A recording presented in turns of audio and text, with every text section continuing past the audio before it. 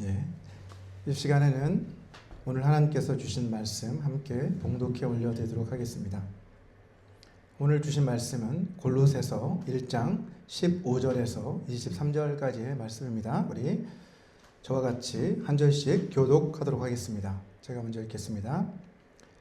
그는 보이지 아니하는 하나님의 형상이시오 모든 피조물보다 먼저 나신 이시니 만물이 그에게서 창조되되 하늘과 땅에서 보이는 것들과 보이지 않는 것들과 혹은 왕권들이나 주권들이나 통치자들이나 권세들이나 만물이 다 그로 말미암고 그를 위하여 창조되었고 또한 그가 만물보다 먼저 계시고 만물이 그 안에 함께 섰느니라. 그는 몸인 교회의 머리시라. 그가 근본이시요 죽은 자들 가운데서 먼저 나신 이시니 이는 친히 만물의 으뜸이 되려 하심이요 아버지께서는 모든 충만으로 예수 안에 거하게 하시고 그의 십자가의 피로 화평을 이루사 만물 곧 땅에 있는 것들이나 하늘에 있는 것들이 그로 말미암아 자기와 화목하게 되기를 기뻐하심이라. 전에 악한 행실로 멀리 떠나 마음으로 원수가 되었던 너희를 이제는 그의 육체의 죽음으로 말미암아 화목하게 하사 너희를 거룩하고 흠없고 책망할 것이 없는 자로 그 앞에 세우고자 하셨으니 같이 읽겠습니다. 만일 너희가 믿음에 거하고 터 위에 굳게 서서 너희 들은 바 복음의 소망에서 흔들리지 아니하면 그리하리라. 이 복음은 천하 만민에게 전파된 바요 나 바울은 이 복음의 일꾼이 되었노라. 아멘. 여러분, 화해라고 하는 이 단어를 들으면 어떤 모습이 떠오르십니까? 오해와 상처로 멀어졌던 그 관계가 다시 회복되는 그런 모습. 또 말다툼 끝에 며칠째 냉전 상태에 있었던 부부 사이가 다시 따뜻한 온기가 돌아오는 그런 모습. 또는 다시는 보지 않겠다라고 등을 돌렸던 그 사람과 오랜 세월이 지난 뒤에 다시 이렇게 마주 앉아있는 그러한 모습들, 이런 모습들이 떠오를 것입니다. 자, 그런데 우리가 일반적으로 생각하는 이러한 화해의 방식이 있잖아요. 그죠? 그것은 잘못한 사람이 먼저 사과해야 한다 라고 하는 이러한 것들을 우리는 가지고 있습니다. 관계를 망가뜨린 쪽이 먼저 손을 내밀어야 한다. 이것이 우리에게 익숙한 그런 화해의 모습입니다. 제가 잘못했으니까 먼저 나한테 와서 용서를 구해야지. 이것이 우리가 가진 생각이라는 거죠. 자, 그런데 성경은 이러한 상식을 뒤엎는 전혀 다른 차원의 그러한 화해를 우리에게 가르쳐주고 있습니다. 자, 예수님께서 말씀하신 탕자의 비유 아시잖아요. 자, 이 탕자의 비유를 한번 기억해 보시기 바랍니다. 둘째 아들은 아버지에게서 자신이 받을 그 유산, 몫을 달라고 요구하잖아요. 당시 유대 문화에서 아버지가 살아계신데도 불구하고 자기 몫을, 자기 유산을 요구하는 건 사실상 아버지가 빨리 돌아가시면 좋겠습니다 라고 하는 그러한 말과 다를 바가 없었습니다. 자, 그 아들은 사실은 아버지의 가슴에 대못을 박은 거나 다름없는 거죠. 그리고 아버지와의 그 관계를 끊어버리고 스스로 먼 나라로 떠납니다. 관계를 일방적으로 망가뜨린 쪽은 분명히 아들이었어요. 상처를 받은 쪽은 아버지였습니다. 자, 그런데 그 아버지는 어떻게 합니까? 그 아들을 포기하지 않았어요.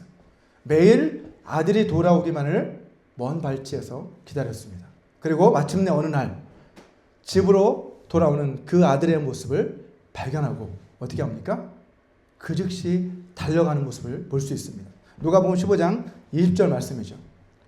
아버지가 달려가서 이제 그를 보고 또 그를 안고 그의 목을 껴안은 다음에 입을 맞추었다라고 성경은 기록하고 있어요.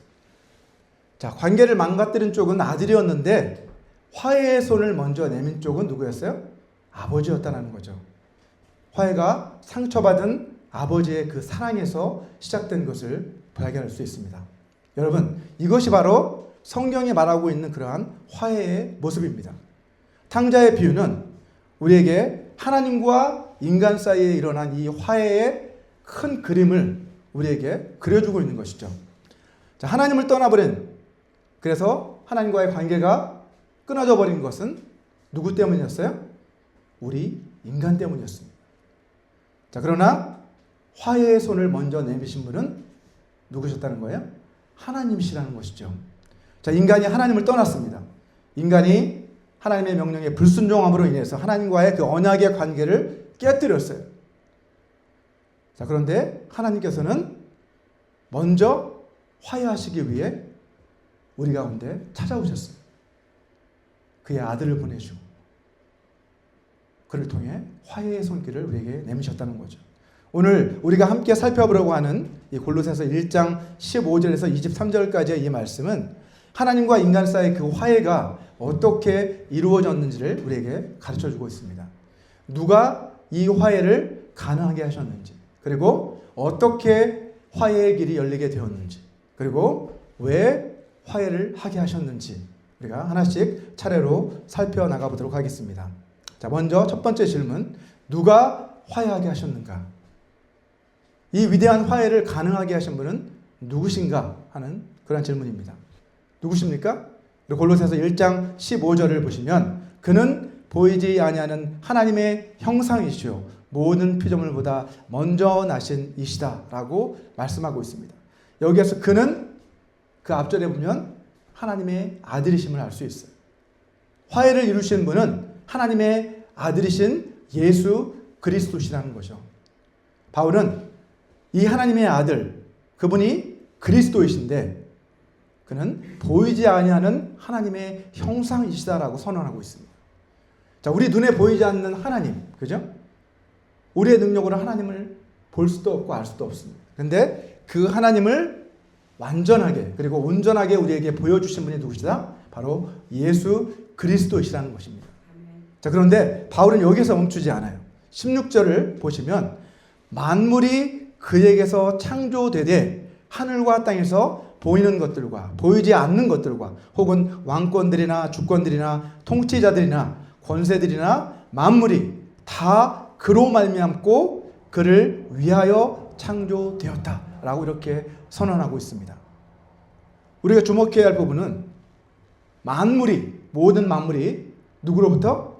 그리스도로부터, 그죠? 그에게서, 그리스도로부터, 그리고 그리스도로 말미암아, 그리고 마지막에 그리스도를 위하여 창조되었다라고 이렇게 선언을 하고 있다는 거죠.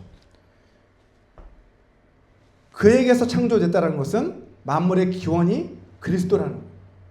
그리스도 안에서 혹은 그리스도로부터 만물이 창조되었다는 것이고, 그리스도를 통해서, 말미암아라는 것, 통해서라는 것, through, 그리고 마지막으로 그리스도를 위해서, 만물 존재의 목적이 뭐라는 거예요? 그리스도를 위해 우리는 창조되었다는 것이죠. 자, 그 다음 절에 17절을 한번 보시기 바랍니다. 또한 그가 만물보다 먼저 계시고 만물이 그 안에 함께 섰느니라 라고 말씀합니다. 자, 그리스도는 창조의 기원이 되실 뿐만이 아니라 지금 이 순간에도 이 우주 만물을 어떻게 하고 계시다? 붙들고 계신 분이다 라고 말씀하고 있는 거예요. 만물이 그 안에 함께 서 있다는 것은 그분이 그 만물을 붙들고 계시다는 뜻이에요. 지금 이 순간 이 우주 만물이 그 질서에 따라 돌아가고 있는 그 이유는 그리스도께서 그 만물을 말씀으로 붙들고 계시기 때문입니다. 태양이 제자리를 벗어나지 않는 것도, 우리 이 지구가 정확한 궤도를 통해 계속해서 공전하고 자전하는 것도, 그리고 적게는 우리의 심장이 지금 계속해서 뛰고 있는 이것도 다 누가? 그리스도께서 말씀으로 붙들고 계시기 때문에 일어나는 일들이라는 거예요. 자, 우리는 종종 우리의 인생이 내 힘으로 그렇게 돌아간다라고 생각합니다. 이루어진다라고 생각하죠. 그죠? 내 인생을 내가 개척하는 거야. 이렇게 생각하죠. 하지만 사실은 그렇지 않다는, 우리의 인생조차도 우리의 호흡 하나하나도 다 예수 그리스도께서 붙들어 주시지 아니하면 우리는 아무것도 할 수 없는 그러한 인생이라는 것이죠.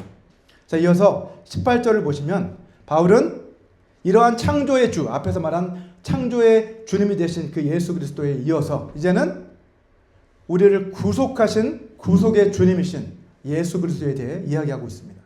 자, 그리스도께서 이제 교회의 머리가 되셨다라고 그렇게 선포합니다. 자, 그리스도는 앞에서는 첫 번째 창조를 말한 거죠. 만물이 그에게서 창조되었다. 첫 번째 창조를 이루시는 분도, 행하신 분도 그리스도이시고, 그죠? 그리고 이제 그 교회의 머리가 되시는 분, 다른 말로 하면 죽은 자들 가운데서 부활하셔서 이제 새로운 창조의 역사를 시작하신 그분, 새 창조를 시작하신 분도 누구시라는 거예요? 그리스도라는 거예요. 결국 우리가 예배하고 경배해야 할 분이 누구라는 거예요? 우리가 알 수 없고 볼 수 없는 그 하나님이신데 그분을 우리가 그 대상을 누구를 경배해야 되는 거예요? 결국 보이는 하나님의 형상이신 그리스도를 우리는 예배하고 경배하는 것이 우리의 삶이라는 것이죠. 사망 권세를 깨뜨리시고 부활하심으로 인해서 예수 그리스도는 부활의 첫 열매가 되셨어요. 그래서 바울은 그분이 친히 만물의 으뜸이 되려 하심이다 라고 그렇게 선언하고 있는 것입니다. 자, 만물이 죄로 인해 망가졌어요. 그죠? 근데 그것을 다시 회복하시기 위해 새 창조를 행하시고 그 만물 가운데 머리, 으뜸이 되신 분이 바로 그리스도이시라는 것이죠. 자, 본문 19절은 이제 이 모든 바울의 선언의 결론 부분에 해당합니다. 이렇게 선언을 합니다. 아버지께서는 모든 충만으로 예수 안에 거하게 하셨다라고 이렇게 선언하고 있어요. 우리가 아까 충만이라는 찬양을 했잖아요. 자, 모든 충만, 하나님의 모든 그 신성의 충만이 어디 안에 거하는 거예요? 예수 그리스도 안에 거하고 있다는 것이죠. 이 당시 바울이 이 서신서를 기록할 당시에 이단들이 성행했는데 그들은 하나님의 그러한 신성한 그 충만함은 여러 가지 영적 존재들에게 또 그런 여러 존재들이 있는데 우주에 여러 영적 그런 존재들이 존재하고 있는데 그 존재들에게 하나님의 신성이 이렇게 분배되어 있다라고 그렇게 가르치는 이단들이 많았습니다. 하지만 바울은 뭐라고 선언하고 있어요? 그러한 모든 하나님의 신성의 충만함은 오로지 한 분, 오직 예수 그리스도 안에만 거한다 라고 이렇게 선언을 하고 있는 것입니다. 이것이 무엇을 의미합니까? 여러분, 우리가 하나님과 화해할 수 있는 유일한 길, 하나님과 사람 사이의 유일한 중보자는 누구라는 거예요? 오직 예수 그리스도 한 분뿐이시라는 거예요. 예수 그리스도 외에는 하나님 앞으로 나아갈 수 있는 길이 없다라는 것이죠.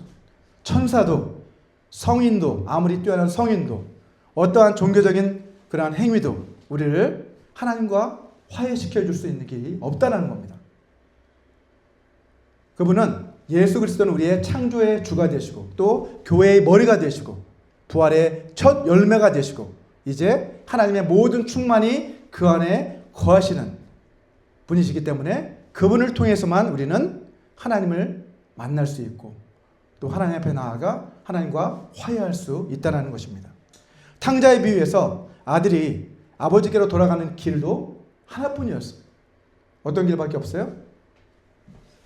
결국 아버지 집으로 돌아가는 길밖에는 화해의 길이 없다는 것이죠. 자, 그래서 예수님께서도 자신을 뭐라고 선언하셨습니까? 요한복음 14장 6절에서 내가 곧 길이요 진리요 생명이니 나로 말미암지 않고는 아버지께로 올 자가 없느니라 라고 그렇게 선언을 하신 것이죠. 자, 두 번째 질문으로 넘어가 보도록 하겠습니다. 그러면 어떻게 화해하게 하셨을까요? 그리스도께서는 어떤 방법을 통해서 우리를 하나님과 화해하게 하셨을까요? 본문 20절에서는 그의 십자가의 피로 그 화평을 이루셨다라고 말씀하고 있습니다. 그의 십자가의 피로. 그리고 좀 지나서 22절에 보시면 이번에는 그의 육체의 죽음으로 말미암아 우리를 화목하게 하셨다라고 또 이렇게 말씀하고 있습니다. 근데 사실 이거 두 가지는 같은 것이죠. 뭐예요? 예수 그리스도께서 십자가에서 피 흘리시고 자신을 내어주심으로 죽으심으로 그를 통해 우리는 하나님과 화해하게 되었다라고 바울은 우리에게 가르쳐주고 있는 것입니다. 결국 우리가 하나님과 화해할 수 있는 것은 우리의 어떤 공로가 아니라 오직 십자가의 그 은혜로 말미암은 것이다라는 것을 우리에게 말씀하고 있는 것이죠. 자, 그런데 왜 하필 십자가였을까요, 여러분? 자, 그 이유를 알기 위해서는 먼저 그리스도를 만나기 전에 우리가 어떠한 상태였는지를 우리가 알아볼 필요가 있습니다. 본문 21절을 보시면 바울은 이렇게 이야기하죠. 전에 너희는 악한 행실로 멀리 떠나 누구를? 하나님을 떠나 이제 마음으로 하나님과 원수가 되었던 자들이다 라고 이렇게 가르쳐주고 있습니다. 그리스도를 만나기 전에 우리의 상태는 첫 번째는 멀리 떠났다라고 이렇게 이야기합니다. 그리고 두 번째는 마음으로 원수가 되었다라고 말합니다. 탕자의 비유에서도 마찬가지잖아요. 아버지 마음에 상처를 주고 멀리 떠났잖아요. 그죠? 그리고 결국 그 안에는 한 아버지와 등을 돌리는 그러한 모습이 담겨져 있습니다. 이것이 우리 인간의 모습이라는 거죠. 하나님을 멀리 떠나 죄를 지음으로 말미암아 하나님을 멀리 떠나게 되었고 하나님과 원수가 된 상태가 바로 우리 인간의 모습이었다는 것이죠. 단순히 조금 관계가 조금 소원해진, 멀어진 그런 상태가 아니라 어때요? 마음 깊숙이 하나님과 원수지간이었다라고 이렇게 성경은 우리에게 말하고 있습니다. 예. 성경이 말하고 있는 죄는 뭡니까, 여러분? 성경이 죄라고 하는 것은 그냥 어떤 우리가 나쁜 행동, 어떤 규범에 어긋난 행동 이런 것들이 죄라고 말하지 않고 성경은 뭐라고 그래요? 하나님과의 그 관계에 있어서 원수 관계가 된. 왜요? 하나님은 죄를 용납하실 수 없는 분이시기 때문에 결국 죄 가운데 거한다는 것은 하나님과 원수가 되는 것이라는 거죠. 자, 그 결과는 무엇입니까? 우리가 하나님과 원수가 된 그 결과는 무엇이에요? 로마서 6장 23절은 죄의 결과는 뭐다? 사망이다. 죄의 대가는 사망이다 라고 그렇게 말씀하고 있습니다. 하나님을 반역한 우리 인간은 결국 사망에 이르게 되었습니다. 자, 그런데 하나님께서는 그 대가, 이 죄의 대가를 우리에게 주지 않으시고 하나님께서 하나님의 아들이신 예수 그리스도를 보내셔서 십자가 위에서 대신 그 죄의 값을 치르게 하셨다라는 것입니다. 이것이 복음이죠. 자, 레위기 17장 11절 말씀 우리 같이 한번 읽어보도록 하겠습니다. 시작. 육체의 생명은 피에 있음이라. 내가 이 피를 너희에게 주어 제단에 뿌려 너희의 생명을 위하여 속죄하게 하였나니 생명이 피에 있으므로 피가 죄를 속하느니라. 아멘. 하나님께서 이스라엘 백성들에게 이러한 속죄의 제사를 행하게 하신 이유가 뭐예요? 육체의 생명이 피에 있고 그 피는 생명을 가지고 있기 때문에 그 생명을 이제 그 생명의 피를 뿌려서 속죄를 할 수 있다는 것이죠. 결국 속죄의 길은 피를 흘려 속죄하는 것밖에 없다는 것을 이미 그때부터 미리 예표하신 것입니다. 자, 예수 그리스도께서 십자가에서 피를 흘리시고 죽으심으로 말미암아 우리가 죄를 속죄함 받을 수 있게 된 것이죠. 자, 그래서 바울은 이것을 화평을 이루셨다라고 이렇게 표현을 하고 있어요. 예수님께서 그의 십자가의 피로 화평을 이루셨다라고 표현했는데 여기서 화평을 이루셨다라는 것을 원문으로 보면 화평을 만드셨다 이런 뜻이에요. 화평이라는 것, 평화, 화목 이것은 저절로 생겨나는 것이 아니라 뭐예요? 만들어졌는데 누구에 의해서? 예수 그리스도께서 십자가에서 피 흘리시고 죽으심으로 말미암아 하나님과 우리 사이의 그 화평, 화목을 이루셨다라고 말씀하고 있는 것이죠. 그래서 우리는 예수님을 뭐라고 불러요? Peacemaker. 화목 제사를 통해서 우리를 하나님과 화목하게 하신 분이시다 라는 의미에서 Peacemaker라고 그렇게 부릅니다. 자, 그런데 여러분 여기서 또한 우리가 놓치지 말아야 할 사실이 있습니다. 바울은 이 십자가의 피로 이룬 이 화해의 대상이 뭐라고 말씀하고 있어요? 우리뿐만 아니라 모든 만물이다 라고 말씀하고 있습니다. 자, 그리스도께서 이루신 이 화해는 죄로 인해서 깨어지게 된 이 창조의 질서, 창조의 세계, 이 세계 전체를 어떻게 하는 거예요? 하나님과 다시 화목하게 하는 것. 그것이 바로 진정한 화해라는 것입니다. 물론 우리가 예수님을 믿고 죄사함을 받는 그것도 화해죠. 그런데 거기에서 멈추지 않고 모든 만물, 우리 인간의 죄로 말미암아 파생된 모든 이 천지 만물의 그런 회복도 거기 안에 포함되어 있다는 거예요. 인간이 죄를 지었을 때 어떤 일이 일어났어요? 창세기 3장 17절과 18절에 보면 땅은 너로 말미암아 저주를 받게 되고 땅이 내게 가시덤불과 엉겅퀴를 낼 것이다 라고 주님 하나님 말씀하셨잖아요. 그리고 그대로 되었습니다. 또 로마서 8장 21절과 22절에서는 인간의 죄로 말미암아 이 피조 세계가 어떻게 되었다고 말씀하고 있습니까? 이 피조물은 함께 그 안에서 탄식하며 고통받고 있다라고 바울은 그렇게 말씀하고 있어요. 그게 인간의 죄의 결과라는 것이죠. 자, 십자가의 그 화해는 그로 인해서 결국 우리 인간의 죄로 인해 우리뿐만 아니라 모든 피조물이 함께 고통하고 신음하고 있는데 그 피조 세계를 향해서 하나님께서 내가 이제 너희를 회복시키겠다라고 하는 그러한 선언이 담겨 있다는 것입니다. 자, 그리스도께서 창조하신 이 모든 것, 이 모든 우주 만물이 그리스도를 통해서 회복된다는 거예요. 창조를 시작하신 그분이 이제 직접 이 피조물 가운데 찾아오셔서 깨어진 그 모습을 다시 회복하신다는 것이죠. 자, 요한계시록 21장 5절의 선언이 바로 이러한 선언입니다. 요한계시록 21장 5절을 보면 보좌에 앉으신 이가 이르시되 보라 내가 만물을 새롭게 하노라 하시고 또 이르시되 이 말은 신실하고 참되니 기록하라 라고 그렇게 말씀하십니다. 보좌에 앉으신 분, 그분은 누구예요? 하나님이시죠. 그 하나님이 내가 만물을 새롭게 하노라 라고 마지막 때에 선포하시는 것을 볼 수 있어요. 이 만물의 회복은 누구를 통해서 이루어졌습니까?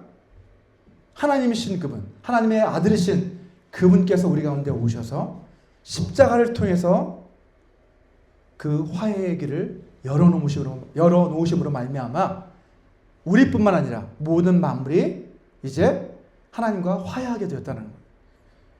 그 화해의 길은 우리를 어디로 인도하는 거예요? 예수 그리스도께서 길이 되신 것은 진리의 길이 되실 뿐만 아니라 화해의 길이 되시는데 그 길은 어디로 인도하는가? 결국 우리를 새 하늘과 새 땅. 왜 새 하늘과 새 땅입니까? 이전의 하늘과 이전의 땅은 없어지고 이제 새 하늘과 새 땅이 우리를 기다리고 있다는 거죠. 그 회복의 나라로 우리를 인도하시고 계신다는 거예요. 여러분, 이것이 바로 성경이 말하고 있는 복음의 스케일입니다.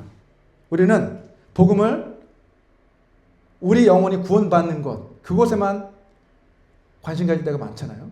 하지만 이 복음은 그렇지 않다는 거죠. 예루살렘에서 시작해서 온 유대와 사마리아와 땅 끝까지 이루어야 할 것이 복음이지만 거기에서 멈추지 않고 더 나아가서 어디까지요? 이 피조세계 전체를 회복하시는 하나님의 그 구원의 회복의 프로젝트가 바로 화해다라는 거죠. 화해. 이 십자가의 화해는 이 모든 것을 회복하기 위한 하나님의 구원의 프로젝트라는 것이죠. 자, 우리가 구원을 받아서 하나님의 자녀가 된 것, 이것은 참으로 놀랍고 영광스러운 일입니다. 내가 하나님의 자녀가 되었다는 건 놀라운 일입니다. 근데 거기서 더 나아가서 이제 우리는 하나님의 그 회복의 역사에, 온 우주 만물을 회복하시는 그 역사에 동참하는 그러한 영광스러운 존재들이라는 것이죠. 자, 마지막으로 이제 세 번째 질문을 생각해 보겠습니다. 그러면 왜 하나님은 우리를 그리스도를 통해서 우리를 화해하게 하셨는가? 다시 말해서 이 화해의 목적이 무엇인가? 라는 질문입니다. 그리스도께서 십자가에서 피 흘려 돌아가시면서까지 우리와 화해를 이루신 그 목적은 무엇이었을까요? 여러분, 오늘 본문 22절 말씀을 같이 한번 읽어볼까요? 우리 시작. 이제는 제가 읽겠습니다. 그의 육체의 죽음으로 말미암아 화목하게 하사 너희를 거룩하고 흠없고 책망할 것이 없는 자로 그 앞에 세우고자 하셨다라고 그렇게 말씀하고 있어요. 바울은 화해의 목적을 아주 명확하게 선언하고 있습니다. 거룩하고 흠없고 책망할 것이 없는 자로 하나님 앞에 세우고자 하시는 것. 그것이 하나님께서 이루신 십자가의 피로 이루신 그 화해의 목적이라는 것이죠. 자, 그런데 여러분, 이 말씀을 읽으면서 혹시 이런 생각이 드십니까? 아, 이제 나도 거룩하게 살아야 되겠구나. 아, 흠없이 살아야 되겠구나. 아, 근데 그렇게 살지 못하면 어떡하지? 라고 하는 이러한 염려. 혹시 이런 생각이 드셨다면 그것은 이 말씀을 지금 오해하고 계신 것입니다. 여러분, 이 문장의 주어가 누구입니까? 여러분, 이 문장의 주어를 보시면 골로새서 1장 22절, 이 문장의 주어는 누구로 되어 있어요? 여기 나와 있지 않지만 우리가 아니죠. 이 문장의 주어는 하나님이심을 알 수 있습니다. 우리를 하나님께서 거룩하게 하시고 흠없고 책망할 것이 없는 자로 세우신다라는 거예요. 우리가 아니라 하나님이 그렇게 하신다는 거죠. 화해는 앞에서도 우리가 살펴봤지만 성경이 말하고 있는 화해는 우리가 이루어야 할 어떠한 과제가 아니라 하나님께서 이미 이루신 예수 그리스도의 그 십자가를 통해서, 그 은혜를 통해서 이미 이루어 놓으신 그 결과가 바로 화해라는 것입니다. 자, 우리가 거룩하고 흠없고 책망할 것이 없는 자로 하나님 앞으로 나아갈 수 있는 것은 우리의 공로 때문이 아니라 누구 때문에? 예수 그리스도의 그 십자가의 공로, 그 은혜 때문에 우리는 그 은혜를 의지해서 하나님의 그 은혜의 보좌 앞으로 나아갈 수 있게 되었다는 것이죠. 여러분, 우리의 이 화해의 최종의 마지막 목적지는 어디입니까? 화해의 마지막 목적지는 하나님 앞이라는 거예요. 하나님 앞. 그죠? 하나님 앞으로 나아가기 위해서 하나님은 화해를 이루어 놓으셨어요. 죄로 인해서 우리는 하나님을 등지고 하나님을 멀리 떠났었는데, 그러한 우리, 하나님과 원수되었던 그 우리를 이제 거룩하고 흠없고 책망할 것이 없는 존재로 다시 세우셔서 하나님 앞에 설 수 있도록 하신 것이 바로 이 화해의 목적이었다는 것이죠. 여러분, 아버지 집으로 돌아오면서 탕자는 어떻게 했습니까? 어떤 생각을 했어요? 그는 자기 스스로 생각할 때 나는 아버지의 아들로 불릴 자격도 없다 라고 그렇게 그는 생각했어요. 자, 하지만 아버지께서는 어떻게 하셨습니까? 아버지는 돌아온 그 아들에게 이제 제일 좋은 옷을 입혀주고 손에 가락지를 끼워주고 발에 신을 신겨주는 것을 확인할 수 있습니다. 자, 이것은 무슨 의미입니까? 이 아들이 자격이 있어서가 아니라 돌아온 그 아들을 그냥 그 모습 그대로 자신의 아들로 다시 받아주겠다라고 하는 그러한 선언인 것이죠. 그 아들이 이제 내가 종들의 하나로, 품꾼의 하나로 여겨주소서 했지만, 그래, 그럼 네가 품꾼으로 한번 일하면서 아들됨 자격을 좀 증명해봐라. 그래서 마음에 들면 내가 너 아들로 인정해 줄게. 이렇게 하신 것이 아니라는 거죠. 아버지가 돌아온 그 아들에게 이제 먼저 화해의 길을 열어주고 이제 그를 아들이라고 선언함으로써 이 화해가 이루어졌다는 것을 알 수 있어요. 하나님께서 우리에게도 그렇게 하셨다는 거예요. 우리가 먼저 거룩한 삶을 좀 살아서 좀 봐줄만 하니까 내가 하나님의 자녀답게 뭔가 살아냈으니까 이제 그 자격이 좀 증명이 되었으니까 하나님께서 거룩하다라고 인정해 주신 것이 아니라 하나님께서 먼저 어떻게 하셨다는 거예요? 자격 없는 우리들에게 그리스도의 십자가를 통해서 이미 그 하나님의 사랑으로 말미암아 우리를 거룩하고 흠이 없고 책망할 것이 없는 그러한 존재로 우리를 선언하셨다라고 성경은 말씀하고 있습니다. 자, 그렇다면 이제 우리가 이러한 화해의 은혜를 경험한 우리들이 해야 할 일은 무엇일까요, 여러분? 오늘 본문 23절을 보시면 바울은 뭐라고 말씀하고 있습니까? 너희는 믿음에 거하고 터 위에 굳게 서서 우리가 들은 바 복음의 소망에서 흔들리지 말아라 라고 이렇게 당부하고 있습니다. 자, 그리스도께서 닦아놓으신 그 복음의 터가 있잖아요. 그죠? 그 복음의 터가 있는데 그 터 위에 어떻게 하라는 거예요? 뿌리를 내려라 라는 거죠. 마치 나무가 그 토양에 뿌리를 내려서 그 토양으로부터 양분을 받아 자라는 것처럼 그렇게 해야 한다는 거죠. 우리도 그 복음이라는 터 위에 뿌리를 내리고 이제 그로부터 오는 하나님이 공급해 주신 그 은혜, 십자가의 그 은혜를 계속해서 공급받아서 그 은혜를 기억하며 그 은혜에 거하며 그것을 묵상하며 그 힘으로 그 의로움으로 삶을 살아내라는 거예요. 그리스도의 십자가로 화해는 이미 완성되었다는 것을 우리는 기억해야 합니다. 내가 그 화해를 이루는 것이 아니라는 거예요. 우리가 해야 할 일은 뭡니까? 이제 뿌리를 내고 그 은혜에 굳게 서 있는 것이라는 겁니다. 복음을 날마다 붙들고 그 복음 안에서 살아가는 것, 그것이 바로 우리가 해야 할 일이라는 것이죠. 여러분, 오늘 우리는 화해의 복음이 무엇인지를 함께 살펴보았습니다. 누가 화해하게 하십니까? 예수 그리스도께서 우리를 화해하게 하셨어요. 어떻게 화해를 하게 하셨습니까? 예수님께서 십자가를 지심으로, 그 십자가에서 피 흘리심으로 말미암아 우리에게 화해의 길을 열어 놓으셨습니다. 그리고 왜 화해를 하게 하셨습니까? 이제 우리로 하여금 거룩하고 흠이 없고 책망할 것이 없는 자로 하나님 앞에 담대하게 나아갈 수 있도록 주님께서 그 화해의 길을 열어 놓으셨다는 것이죠. 이제 우리가 해야 할 일은, 우리가 신앙생활을 지금까지 해왔지만 때로는 하나님이 너무 멀리 계신 것처럼 그렇게 느껴질 때도 있고, 이 신앙생활 자체가 부담감으로 느껴질 때가 많습니다. 내가 이렇게 주님을 위해 뭔가 한다고, 교회를 위해 뭘 섬긴다고 하지만 이것이 짐과 같이 여겨져서 너무 어려울 때가 있고 부담감이 있을 때가 있고 그럴 때가 있죠. 또 어떤 분들은 아직 예수님을 알지 못하기 때문에 여전히 하나님과 원수된 상태로 그렇게 살아가고 계신 분들도 있을 겁니다. 하지만 오늘 이 말씀을 통해서 하나님께서는 마치 탕자를 기다리시던 그 아버지의 마음처럼 이제 우리를 기다리고 계시다는 것을 우리는 기억해야 합니다. 더 늦기 전에 이제 예수 그리스도의 그 십자가의 그 은혜를 의지하고 주님께서 열어놓으신 그 화해의 길로 다시 돌아오시기 바랍니다. 로마서 10장 9절은 그래서 이렇게 말씀하고 있습니다. 내가 만일 내 입으로 예수를 주로 시인하며 또 하나님께서 그를 죽은 자 가운데서 살리신 것을 내 마음에 믿으면 구원을 받으리라 라고 그렇게 약속하셨습니다.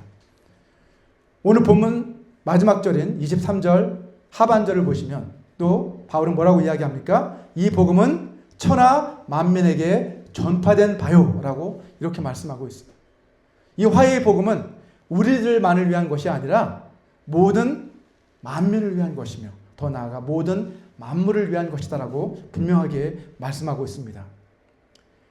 마치 우리가 이제 하나님께서 우리를 하나님과 화해하게 하셨기 때문에 이제 예수 그리스도께서 피스메이커가 되신 것처럼 우리도 어떠한 삶을 살아야 한다는 거예요? 이제 그 평화, 하나님이 주신 그 화해를 다른 사람들에게 전달하는 화해의 전달자들이 되어야 한다고 성경은 우리에게 말씀하고 있습니다. 우리의 가정 안에서, 우리의 직장 안에서, 우리의 이웃에게 어떻게 돼요? 먼저 내가 잘못한 것이 없어도 그들에게 먼저 손을 내밀고 먼저 다가갈 수 있는 그것이 바로 우리 믿는 그리스도인이 되어야 하는 거예요. 우리가 그러한 화해의 용서를 받았기 때문에 우리도 이제 그 화해의 복음을 들고 사람들에게 그렇게 다가설 수 있어야 한다고 성경은 말씀하고 있습니다. 이것이 주님이 우리에게 맡기신 사명입니다. 저와 여러분 모두가 이러한 사명을 감당하는 삶을 살아가게 되시기를 주님의 이름으로 축원합니다.